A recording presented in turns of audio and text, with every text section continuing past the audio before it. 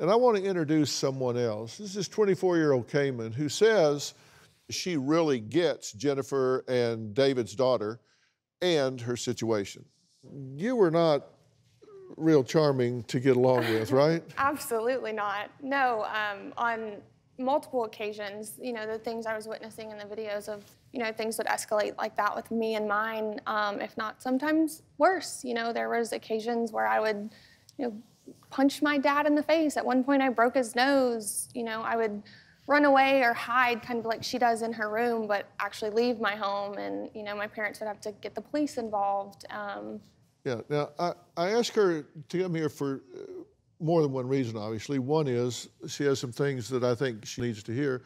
The other is to give you two some hope that this can turn around, because what do you do now? So I just recently, this past May, graduated from Pepperdine University in Malibu, and I've started my career. Moved 2,000 miles away, still very close to my parents. They taught me a lot. I've grown up a lot since, my ruthless days as a troubled young lady. But, I've turned myself around, and I see a lot of potential in her, and I see a lot of myself in her as well. And she's not far off from being, the child that you hoped that you would have, and you're not far off from feeling the love from your parents that I know that they feel for you.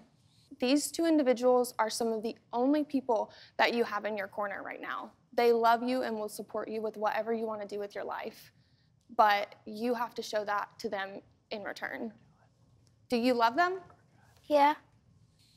Do you think if maybe you stopped hitting them and stopped making it difficult for them to be around you, that it would maybe make your relationship with them a little easier? Yeah. And I'm not saying that you're at all to blame in every situation, but I will say that I've been in your shoes. And you know that hitting them and yelling at them and calling them names is not nice. You're sitting up here being a perfectly reasonable, respectful young lady. There's no reason to act that way towards the two people who love you the absolute most.